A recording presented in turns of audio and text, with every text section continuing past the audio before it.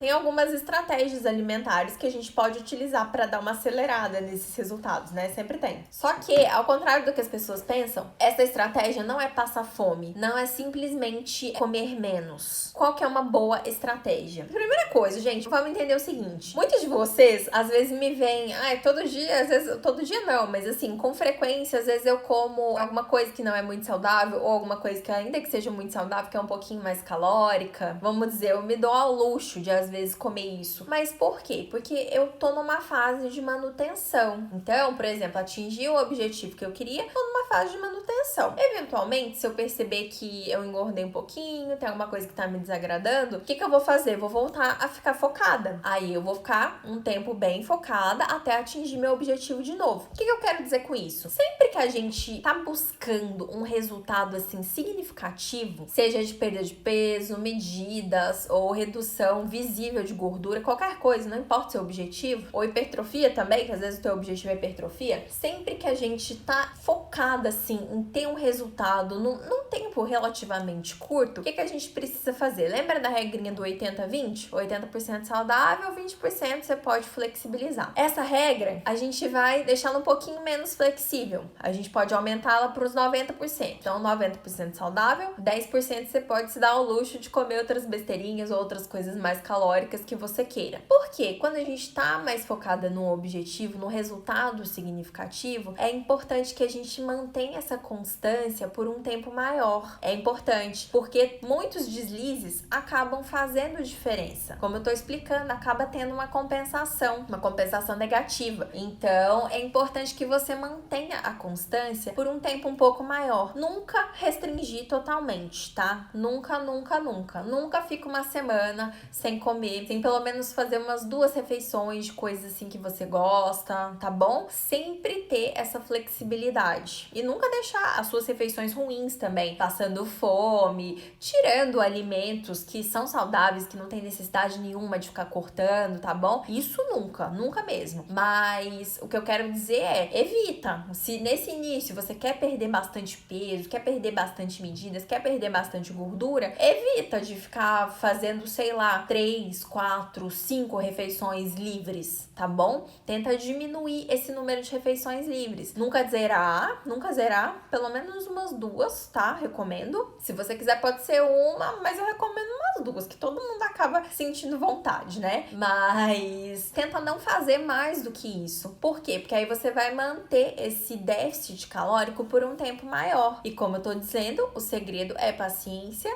e é constância. Por isso que é importante você se manter um pouco mais focada por mais tempo. Depois, vai ter o dia de glória, viu, gente? São dias de luta, mas vai chegar os dias de glória. Porque quando você atingir o teu objetivo, o que vai acontecer? Você vai poder ficar um pouquinho mais flexível. Então, uma semana e outra, você ter uns 3, 4 deslizes na alimentação, tá tudo bem. Isso não, vai acabar não fazendo diferença no seu corpo. Mas isso quando você já estiver numa fase de manutenção. Se você tá focada na perda de gordura mesmo, numa quantidade significativa, se você precisa perder bastante gordura, ainda que seja gordura localizada, tá? Porque tem gente que fala, mas é só uma gordurinha aqui. Não importa, precisa perder uma gordura localizada, é uma mudança significativa, então não importa, tem que ficar mais tempo focada. É importante, tá? É importante mesmo ter essa constância por um tempo maior. Quais estratégias a gente pode adotar nesse caso? Ao invés de você ficar priorizando, por exemplo, comer muito pão, muito macarrão, muito arroz, tenta em algumas refeições reduzir a quantidade desses alimentos, tá bom? De farináceos, arroz, macarrão, e tenta consumir, por exemplo, alimentos que são mais ali raiz, né? Como é que eu vou explicar pra vocês de forma fácil? Mas, por exemplo, batata, mandioca,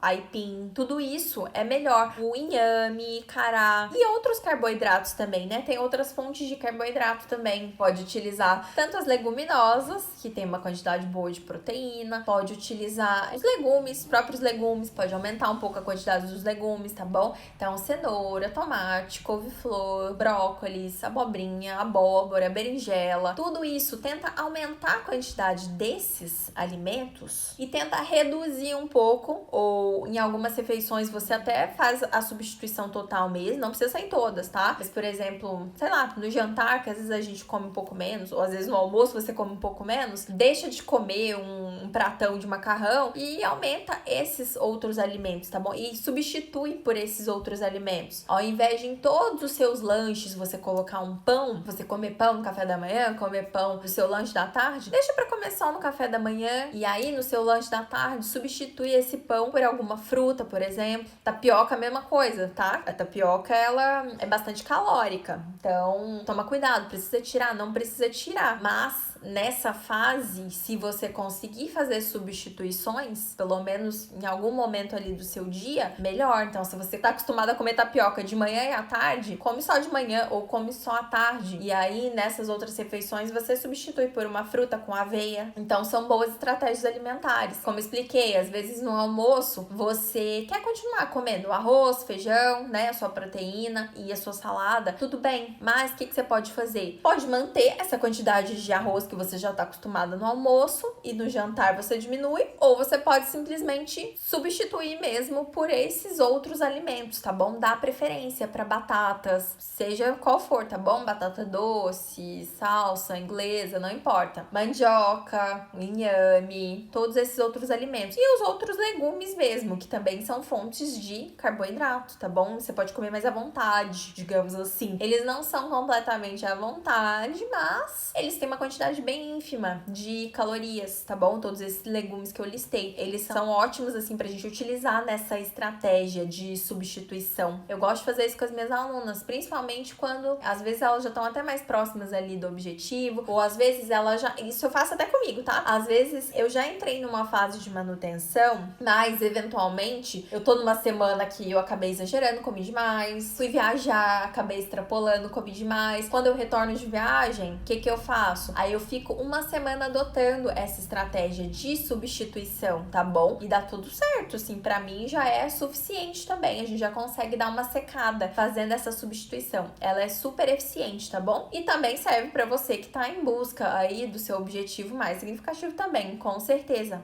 tá?